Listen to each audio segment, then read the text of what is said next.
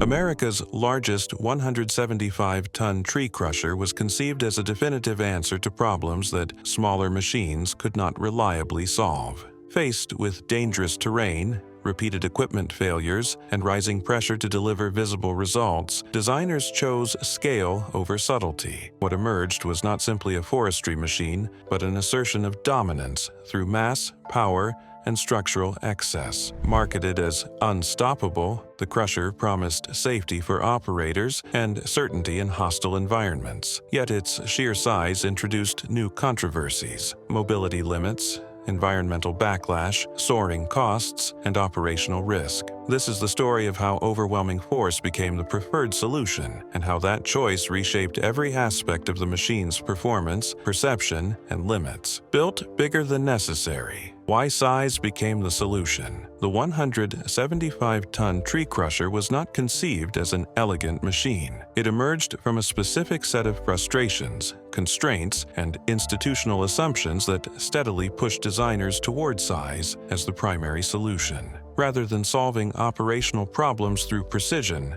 adaptability, or efficiency, the program embraced mass, power, and structural excess. Bigger was not merely better. It became the safest way to avoid failure in an environment where refinement was difficult, time was limited, and political pressure rewarded visible capability. The original problem was terrain. Conventional forestry and land clearing equipment struggled in dense, uneven environments where mature trees, root systems, and debris fields overwhelmed lighter machines. Breakdowns were frequent. Operators faced constant risk from falling timber and equipment instability. Early attempts to reinforce existing platforms revealed a recurring pattern. As protections increased, so did weight, and as weight increased, underpowered drivetrains and frames became liabilities. Incremental upgrades created cascading failures rather than solutions. Instead of redesigning from the ground up around efficiency, program managers pursued robustness through scale. Larger frames allowed thicker armor, reinforced drivetrains, and oversized cutting assemblies without approaching structural limits. Weight ceased to be a constraint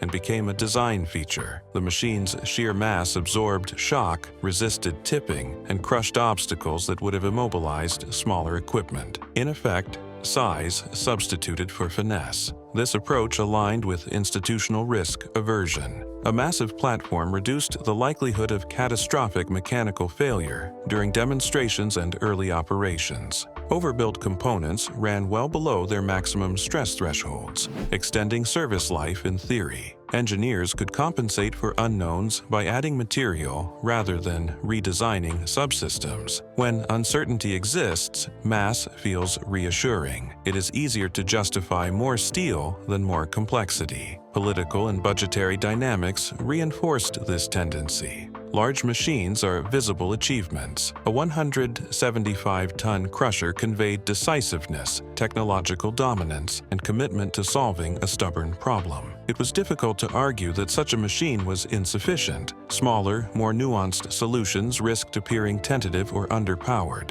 Size simplified justification. If it failed, it would not be accused of lacking effort. However, scale introduced its own contradictions. Mobility quickly became secondary. Transporting a 175-ton vehicle required specialized trailers, reinforced roads, and logistical coordination that erased any claim of rapid deployment.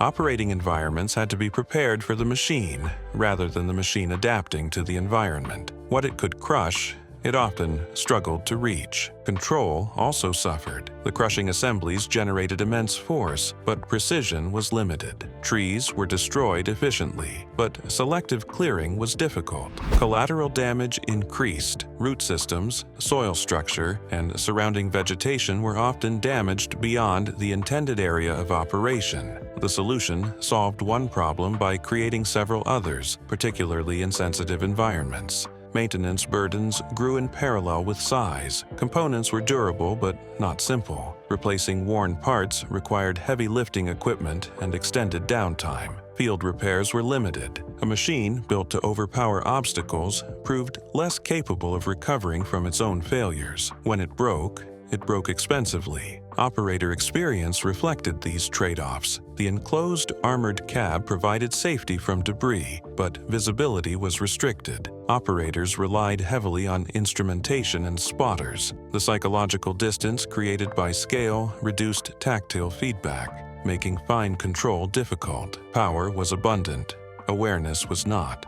Internally, debate followed. Some engineers argued that the design had overshot the requirement, trading adaptability for brute force. Others countered that anything smaller would have reintroduced the very failures the program was meant to eliminate. Once committed, retreat was unlikely. The machine had become too large, physically and politically, to scale back. In the end, the 175-ton tree crusher represents a philosophy as much as a machine. When faced with complex operational problems, the program chose dominance over delicacy. Size became the solution not because it was optimal, but because it minimized uncertainty, simplified justification, and reduced visible risk.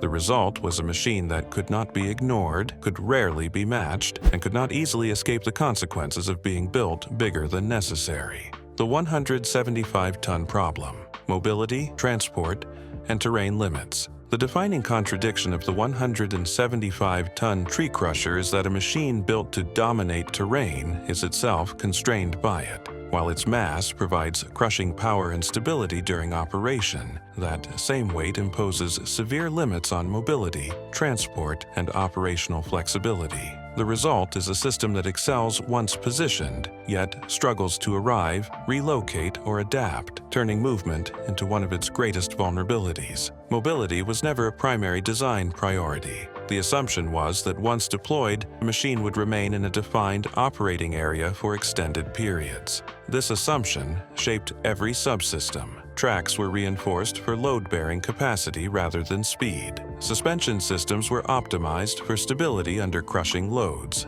not agility. Steering favored predictability over responsiveness. In open, prepared terrain, these choices worked. Outside those conditions, they quickly became liabilities. Transport is the first major barrier. At 175 tons, the crusher cannot move on public roads under its own power without risking structural damage to infrastructure. Bridges, overpasses, and paved surfaces are often rated well below its weight. As a result, every relocation requires specialized heavy-haul trailers, reinforced routes, and coordination with civil authorities. Each move becomes a project rather than a maneuver, erasing any notion of rapid response. Even when transported successfully, offloading introduces new problems. Suitable staging areas must be flat, reinforced, and accessible to heavy equipment. Improvised drop-off points are rarely viable. In undeveloped regions, the very environments the crusher is designed to tame, creating such staging areas can require extensive preparation using other machinery. The crusher is therefore dependent on a broader logistical ecosystem, undermining its image as a self-sufficient solution. Terrain limitations further complicate operations. The machine performs best on firm ground that can support its weight without excessive sinkage. Soft soils, wetlands, or recently disturbed earth pose serious risks. Despite wide tracks and ground pressure mitigation efforts, the crusher can still bog down, particularly after rainfall or repeated passes. Once immobilized, recovery is difficult, slow, and highly visible. Slopes present another constraint. While the machine's low center of gravity provides stability on mild inclines, steeper grades introduce tipping risk. Designers limited operational angles conservatively, but real-world environments rarely cooperate. Operators must constantly balance the desire to advance with the risk of instability. This often results in fragmented clearing patterns, as areas deemed unsafe are bypassed or require alternative methods. Goals that smaller machines might maneuver around become major challenges. Narrow passes, uneven rock formations, and dense debris fields restrict movement. Turning radius is limited, and repositioning requires space. In confined environments, the crusher's size becomes a liability, forcing planners to clear access paths before the machine can perform its primary function. Environmental conditions amplify these problems. Mud, ice, and loose debris degrade traction. High temperatures stress drivetrains under constant load, while cold conditions affect hydraulics and material tolerances. The machine's mass magnifies these effects. Minor surface issues that would inconvenience lighter equipment can halt operations entirely. Operational tempo suffers as a result. Relocation within a site is slow. Repositioning between sites is slower. Each movement decision carries risk, cost, and delay. This reduces flexibility and increases dependence on careful planning. The crusher cannot easily respond to unexpected obstacles or changing priorities. It commits to a course of action and follows it deliberately, whether conditions remain favorable or not. Internal debate has long surrounded these limitations. Advocates argue that mobility was sacrificed intentionally to guarantee performance at the point of contact. Critics counter that excessive mass creates self-imposed boundaries that reduce overall effectiveness. Both views are correct. The machine is exceptionally capable within a narrow envelope and increasingly constrained outside it. The strategic implication is clear. The 175-ton tree crusher is not a general-purpose tool. It is a specialized asset that demands preparation, support, and favorable conditions. Its presence reshapes operations around its needs rather than adapting to them. Mobility, transport, and terrain are not secondary considerations. They are defining constraints. In the end, the 175-ton problem is not that the machine cannot move. It is that every movement exposes the cost of its size. Power and stability were purchased at the expense of flexibility. Once deployed, the crusher dominates its immediate environment. Getting it there, keeping it moving, and preventing it from becoming its own obstacle remains the unresolved price of building something this heavy. Power versus control, when raw force outpaced precision. The defining feature of the 175-ton tree crusher is not subtlety, but its cutting and crushing assemblies deliver overwhelming power, designed to destroy mature trees, root systems, and debris without hesitation. This emphasis on raw force solved persistent problems of underpowered, but it also created a new set of operational challenges. As power increased, control lagged behind, exposing a fundamental imbalance between what the machine could do and how precisely it could do it. The original design mandate prioritized certainty. Engineers were tasked with eliminating stall conditions, blade binding, and structural failure under extreme loads. To achieve this, they oversized engines, reinforced hydraulic systems, and thickened cutting heads. Safety margins were generous. Components operated well below their theoretical limits. The machine was built to never hesitate once engaged. Precision, by contrast, was treated as a secondary concern that could be managed through operator skill. This assumption proved optimistic. Massive force amplifies small errors. When the crusher engages a target, the energy involved leaves little room for correction.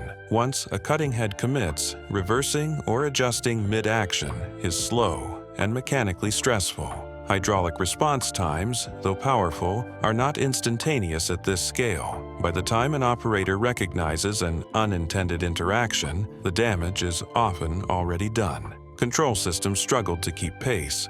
The interfaces available to operators, levers, pedals, and later electronic controls were tasked with modulating enormous forces through relatively coarse inputs. Fine adjustments became difficult. Movements that would be minor on smaller machines translated into significant actions on the crusher. The result was a tendency toward binary operation, full engagement or disengagement, with limited gradation in between. Visibility compounded the problem. The machine's size and protective structures restricted direct lines of sight. Operators relied on cameras, sensors, and spotters to understand the immediate environment. Delays in feedback reduced situational awareness, particularly during complex maneuvers. Precision tasks such as selective clearing or working near infrastructure required caution that conflicted with the machine's aggressive design philosophy. Environmental impact became an unavoidable consequence. The crusher excelled at total destruction,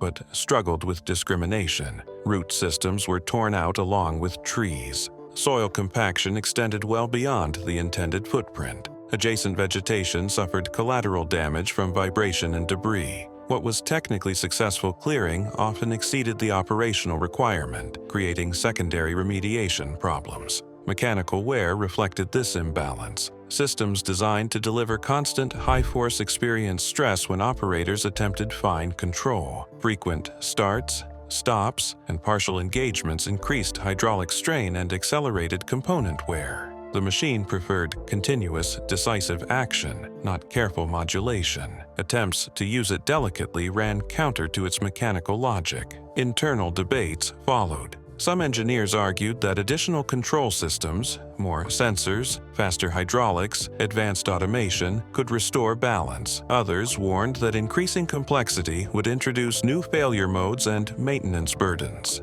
Given the operating environment and support limitations, simplicity and brute force retained institutional favor. Operator training adapted accordingly. Crews were taught to plan actions carefully before engagement, minimizing the need for adjustment once power was applied. Mistakes were managed through avoidance rather than correction. This placed cognitive burden on operators and planners, shifting responsibility from the machine to the human element. The consequences were operationally significant. The crusher was highly effective in scenarios where complete removal was acceptable or desirable. In mixed-use environments or near-sensitive assets, its utility diminished. Smaller, more precise machines were often required to finish work the crusher could not safely perform. Power, while abundant, was not universally applicable. This imbalance also affected public and regulatory perception. The machine's destructive capability attracted scrutiny, particularly where environmental impact or collateral damage was visible. Critics argued that its force exceeded practical need, while proponents emphasized reliability and safety for operators. The debate mirrored the internal conflict between power and control. In the end, the 175-ton tree crusher embodies a deliberate trade-off. Raw force was prioritized to eliminate uncertainty and mechanical failure. Precision was sacrificed to ensure dominance over resistant terrain. The machine does exactly what it was designed to do, but that design leaves little room for finesse. When power outpaces control, effectiveness becomes situational rather than universal. The crusher remains formidable, but only within the narrow boundaries where overwhelming force is the right answer. Environmental backlash, destruction, regulation, and public scrutiny. From the moment the 175-ton tree crusher entered active use, its environmental footprint became impossible to ignore. Designed to eliminate dense vegetation and root systems with overwhelming force, the machine delivered results that were immediate, visible, and often irreversible. What it removed was not limited to trees. It altered soil structure, drainage patterns, and surrounding ecosystems in ways that drew increasing scrutiny from regulators, environmental groups, and local communities. The scale of destruction was the first point of contention. Unlike conventional land clearing equipment that works incrementally, the crusher operated decisively. Trees were not felled and processed. They were pulverized. Root systems were torn from the ground, compacted, or buried beneath debris. The result was rapid clearance, but also widespread soil disruption. Compaction reduced permeability, increasing runoff and erosion. In some cases, cleared land became less suitable for immediate reuse, requiring remediation before stabilization could occur. Environmental assessments struggled to keep pace with this level of impact, whose effects could be measured and mitigated over time. The crusher compressed weeks of disturbance into days. By the time inspectors arrived, the landscape had already been transformed. This challenged permitting processes and forced regulators to reconsider how such machines should be evaluated and controlled. Public reaction followed visibility. The machine's size and operation attracted attention. Images of flattened forest corridors and stripped terrain circulated widely, often without context. To critics, the crusher symbolized industrial excess, a blunt instrument applied where more measured approaches could have sufficed. Environmental organizations questioned not only the outcomes, but the necessity of such force, arguing that efficiency was being prioritized over stewardship. Legal pressure increased accordingly. Projects involving the crusher faced stricter environmental reviews, longer approval timelines, and expanded monitoring requirements. Operators were required to demonstrate that alternative methods had been considered and rejected. Mitigation plans grew more complex, including erosion control, soil rehabilitation, and post-operation replanting. These measures added cost and time, eroding the machine's original appeal as a rapid solution. The machine's design exacerbated these concerns. Its inability to perform selective clearing meant that buffer zones and exclusion areas were difficult to respect.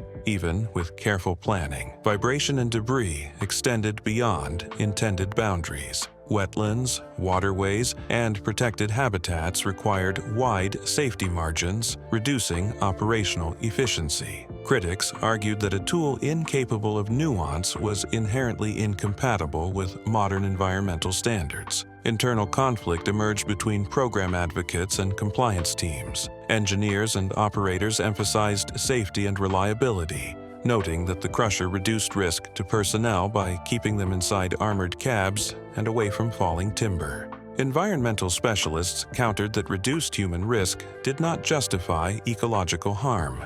The debate highlighted a broader tension between occupational safety and environmental protection, with the machine sitting uncomfortably at the intersection. Regulatory agencies responded by tightening controls. In some jurisdictions, the crusher was effectively restricted to pre-approved corridors or emergency scenarios. Continuous environmental monitoring became mandatory during operations. Deviations from approved plans could halt work immediately. These constraints transformed deployment into a regulatory exercise as much as a technical one. Public scrutiny also influenced political oversight. Funding and authorization hearings increasingly questioned whether such machines aligned with contemporary environmental priorities.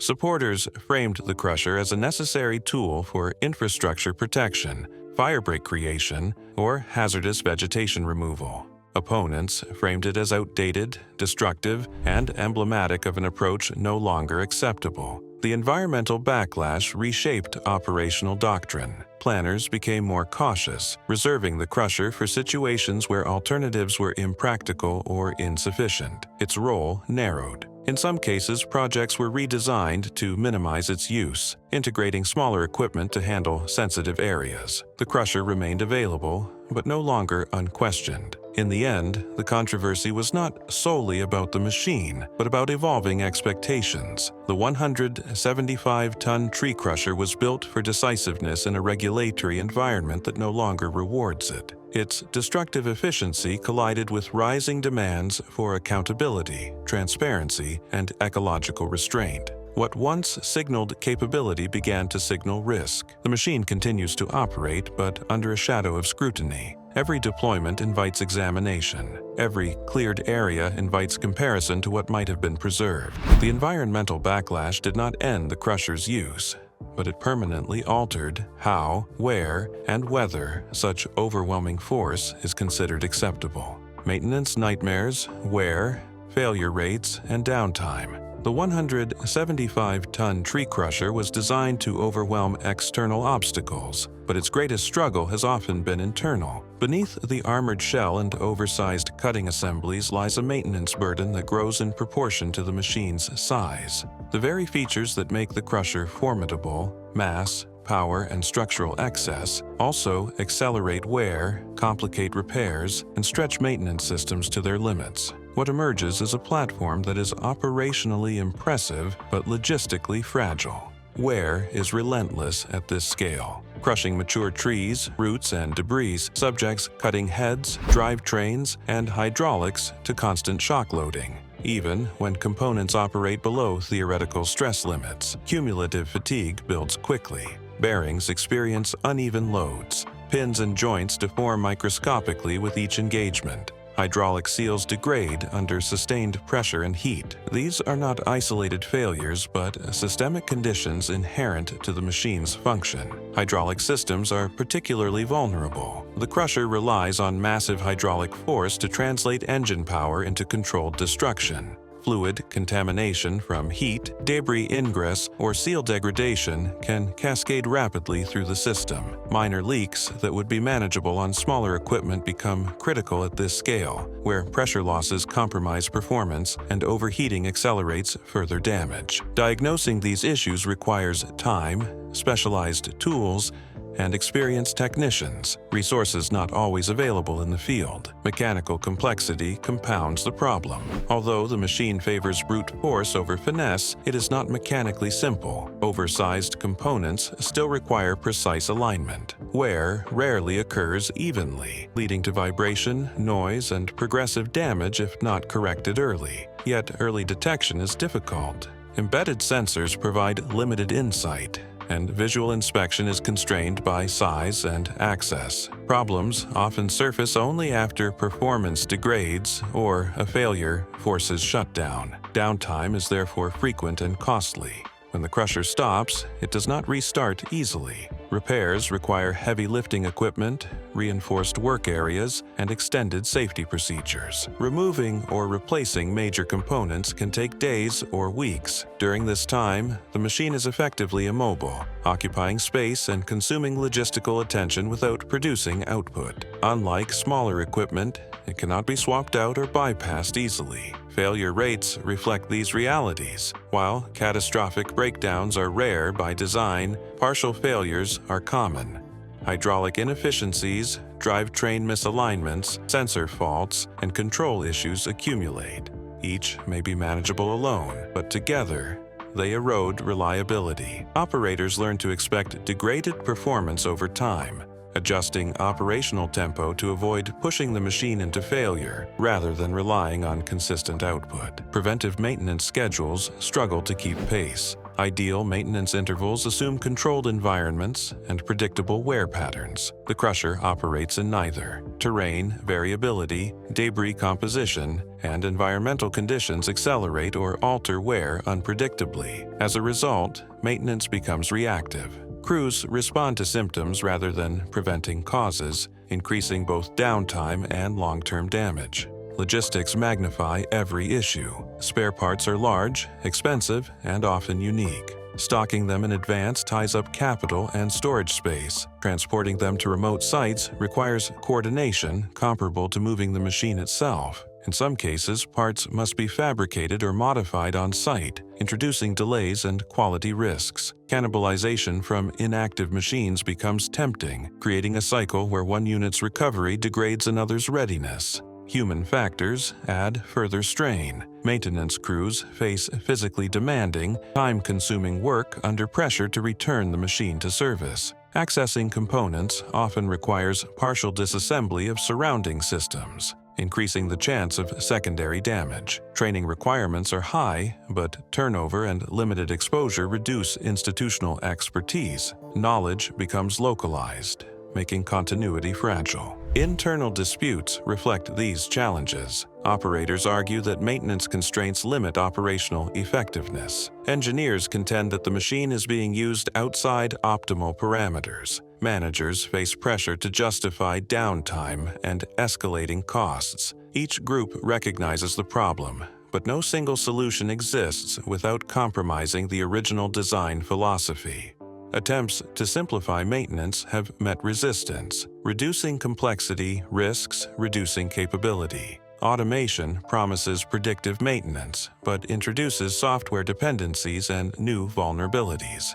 The machine remains caught between its destructive purpose and the practical limits of sustaining it. In the end, maintenance defines the crusher's true cost. Wear is constant, failure is incremental, and downtime is inevitable. The machine can destroy obstacles that stop others, but it cannot escape the physics of its own mass and power. Every hour of operation incurs a maintenance debt that must eventually be paid. The nightmare is not that the crusher breaks, but that keeping it running requires a level of support as formidable as the machine itself. Operator risk, visibility, safety, and human cost. The 175-ton tree crusher was built to protect its operators from the dangers that plagued smaller land-clearing machines. Enclosed armor, reinforced cabins, and physical separation from falling timber were intended to reduce injury and fatalities. In many respects, these measures succeeded. Yet, as the machine grew larger and more powerful, operator risk did not disappear. It changed form. Visibility constraints, Cognitive overload and long-term human strain emerged as the hidden costs of operating a machine whose scale distanced humans from the environment they were meant to control. Visibility is the most immediate challenge. The crusher's armored structure and massive cutting assemblies obstruct direct sight lines. Operators sit deep within the machine, insulated from debris but also from spatial awareness. Cameras and sensors compensate, but they cannot fully replace human depth perception and peripheral vision. Blind spots persist, particularly near the cutting head and along the machine's flanks. What the operator cannot see must be inferred, often under pressure. This reliance on mediated vision introduces delay and ambiguity. Camera feeds lag. Sensors filter information. Dust, debris, rain, and vibration degrade image quality. When visibility degrades, operators must decide whether to continue, pause, or withdraw, each choice carrying risk. Continuing blind risks unintended destruction or collision. Stopping disrupts workflow and may expose the machine to instability. These decisions are made repeatedly, often with incomplete information. Safety systems mitigate some hazards but introduce others. Automatic shutdowns, overload protections, and emergency stops are essential, yet they can trigger unexpectedly in harsh environments. Sudden loss of power during active crushing can destabilize loads or leave the machine in precarious positions. Operators must be trained not only to use these systems, but to recover safely when they activate. Recovery procedures are slow, stressful, and highly visible. The psychological burden on operators is significant. Controlling immense destructive force requires constant vigilance. Small mistakes have large consequences. The operator must anticipate terrain behavior, material response, and machine inertia simultaneously. This cognitive load is sustained over long shifts in confined spaces. Fatigue accumulates, reducing reaction time and judgment quality. Unlike smaller machines where errors may be correctable, the crusher offers little margin once committed. Human cost extends beyond immediate safety. Prolonged exposure to vibration, noise, and stress takes a physical toll. Even within insulated cabins, low-frequency vibration transmits through the structure. Hearing protection reduces noise but cannot eliminate it. Operators report chronic fatigue, musculoskeletal strain, and sensory overload. These effects may not result in acute injury, but they shorten operational endurance and increase long-term health risks. Emergency scenarios highlight the limits of protection. Evacuation from a 175-ton machine is neither quick nor simple. Access points are limited, and the machine's height complicates egress. In fire, mechanical failure, or rollover scenarios, rare but possible, the operator's physical safety depends on procedures that assume time and calm. Panic, smoke, or structural deformation can quickly undermine those assumptions. Coordination with ground personnel adds further risk. Spotters and support crews operate near a machine that cannot stop or turn quickly. Communication errors can be fatal. Hand signals, radios, and visual cues must compete with noise and obstruction. Operators must trust that others remain clear of danger zones they cannot directly observe. This trust is essential, but fragile. Internal debates have questioned whether the machine truly reduces human risk or merely relocates it. Proponents emphasize reduced exposure to falling timber and mechanical entanglement.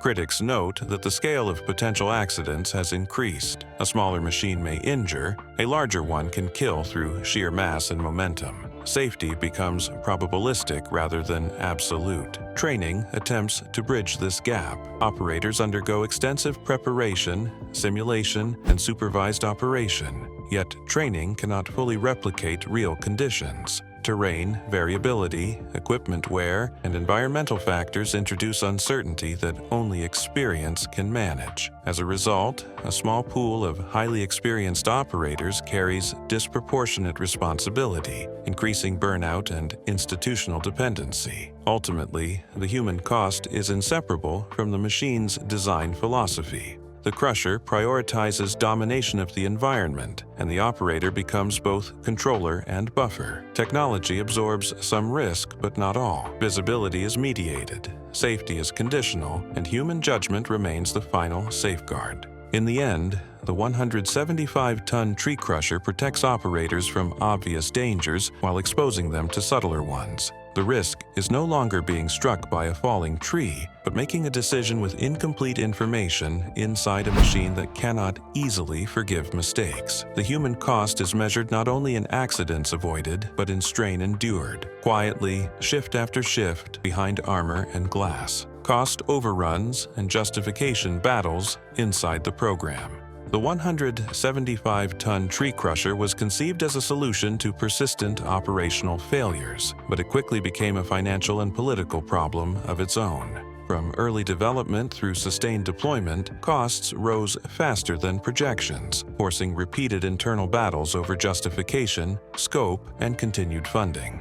What began as a technical response to terrain and safety challenges evolved into a case study in how size, complexity, and institutional momentum can overwhelm cost discipline. Initial estimates were optimistic by necessity. Program sponsors framed the crusher as a one-time investment that would reduce long-term expenses by eliminating breakdowns, accidents, and delays associated with smaller machines. Upfront costs were justified as preventive spending. The logic was simple: pay more once to avoid paying repeatedly later. This argument secured early approval, but it rested on assumptions that did not survive contact with reality. Design escalation was the first driver of overruns. As requirements expanded, so did the machine.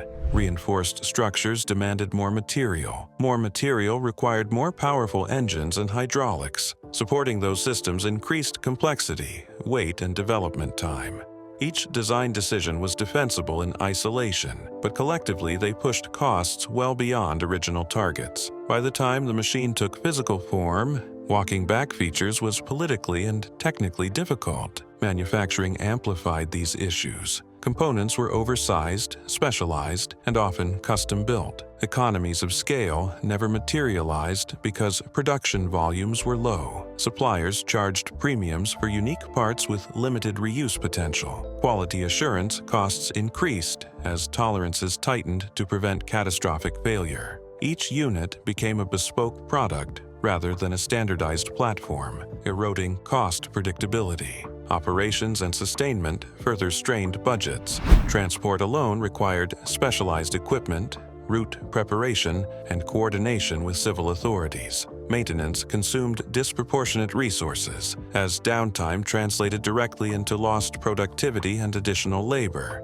Spare parts inventories tied up capital, while emergency repairs generated unplanned expenses. The crusher's total cost of ownership steadily climbed, contradicting early claims of long-term savings. These realities fueled internal conflict. Engineers argued that overruns were the inevitable price of building something unprecedented and safe. Operators countered that limitations in mobility and precision reduced operational value. Financial managers questioned whether incremental improvements to smaller machines would have delivered better returns. Each group produced data to support its position, but consensus proved elusive.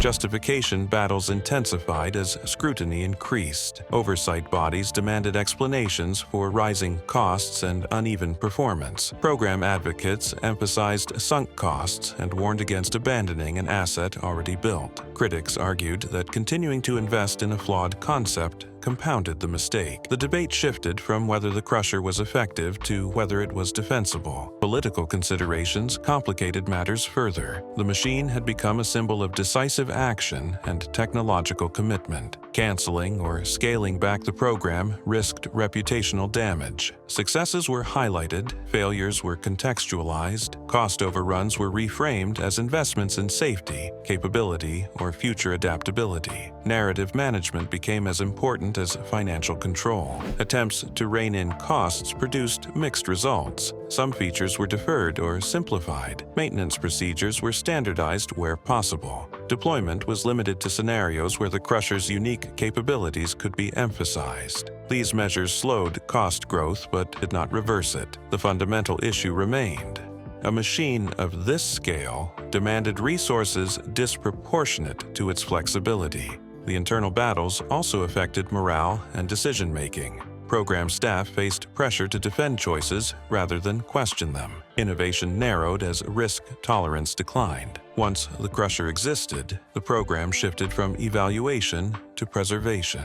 The goal became proving continued relevance rather than reassessing foundational assumptions. In retrospect, the cost overruns were not anomalies but consequences. Building the largest, heaviest solution to a complex problem ensured high initial and recurring expenses. The justification battles reflected an organization grappling with the gap between ambition and practicality. Each argument, safety, capability, deterrence, sunk cost, contained truth, but none resolved the underlying imbalance. In the end, the 175-ton tree crusher survived not because it was cost-effective, but because it was already built and politically difficult to abandon. The program learned to justify its existence continuously, defending past decisions with future promises. Cost overruns became normalized, and justification became perpetual. The machine cleared obstacles on the ground, but inside the program, it created its own: financial, institutional, and unresolved. When unstoppable meets reality, failures, workarounds, and limits, the 175-ton tree crusher was marketed and understood internally as an unstoppable solution, a machine designed to eliminate terrain obstacles that had defeated every lighter alternative. In controlled conditions, that claim appeared justified, yet sustained use revealed a more complex reality. The crusher was not defeated often, but it was constrained frequently. Its failures were rarely dramatic, but they were persistent, forcing operators and planners to confront the limits of brute force and adapt through workarounds rather than breakthroughs. Failures most often emerged not from overload, but from interaction. The machine excelled when crushing what it was designed to destroy: large trees, dense brush, and compacted root systems. Problems arose when environments deviated from expectations. Mixed debris fields containing rock, metal remnants, or buried infrastructure introduced unpredictable stresses. Cutting heads dulled or chipped. Hydraulics overheated under irregular loads. Progress slowed, and stoppages became more common. Soft ground was a recurring weakness. Despite wide tracks and weight distribution measures, the crusher could still sink or lose traction in saturated soil. In these cases, unstoppable became immobile. Recovery operations were slow and resource-intensive, often requiring auxiliary machinery and terrain reinforcement before movement could resume. These incidents rarely made headlines, but they reshaped operational planning. Mechanical failures were usually incremental. A seal failure here, a sensor fault there. Individually manageable, collectively disruptive. Operators learned to recognize early warning signs and adjust behavior accordingly, reducing engagement time, avoiding certain angles, or pausing more frequently to cool systems. These adaptations kept the machine running, but at reduced efficiency. Performance became conditional rather than absolute. Workarounds proliferated. Operators developed informal techniques to compensate for limitations. Terrain was pre-shaped by smaller machines before the crusher entered. Hazardous areas were bypassed or cleared manually. Engagement sequences were choreographed to minimize strain. None of these practices were part of the original concept. All became essential. Institutional acceptance of these workarounds marked a turning point. The crusher was no longer treated as a standalone solution, but as one component in a broader system. Its presence required support, preparation, and restraint. The promise of unstoppable force gave way to a more cautious doctrine, emphasizing survivability and continuity over speed. Limits also appeared in mission scope. The crusher performed poorly in confined or sensitive environments. Urban edges, infrastructure corridors, and protected zones demanded precision it could not deliver. In such contexts, its use was restricted or rejected outright. Smaller, less powerful tools proved more effective, despite higher operator risk or slower progress. The crusher's dominance was situational, not universal. Failures influenced perception as much as performance. Internally, confidence shifted from expectation to calculation. Planners no longer asked whether the machine could clear an area, but whether it was worth deploying given constraints. Externally, scrutiny increased. Each visible failure undermined the narrative of inevitability and exposed the trade-offs inherent in extreme design. Attempts to address limits through modification met diminishing returns. Reinforcing components increased weight and stress elsewhere. Adding sensors improved awareness, but added complexity and maintenance burden. Software solutions struggled to compensate for physical constraints. The machine resisted refinement because it was already optimized for one thing: overwhelming force. Human adaptation filled the gap. Experienced operators became the true stabilizing factor. Their judgment determined when to push, when to pause, and when to stop. This reliance on expertise improved outcomes, but introduced fragility. Knowledge was unevenly distributed, and mistakes remained costly. The machine worked best not when it was unstoppable, but when it was handled with restraint. Over time, expectations recalibrated. The Crusher was no longer described as unstoppable, but as decisive under the right conditions. This subtle shift mattered. It acknowledged limits without admitting failure. It preserved utility while tempering ambition. In the end, reality did not defeat the 175-ton tree crusher. It constrained it. Failures exposed boundaries. Workarounds kept it relevant. Limits defined its role. The machine remains formidable, but only within an envelope shaped by physics, terrain, and human judgment. Unstoppable proved to be a slogan, not a condition. What endured was not invincibility, but persistence, maintained through adaptation, compromise, and acceptance that even the largest machines must eventually yield to reality.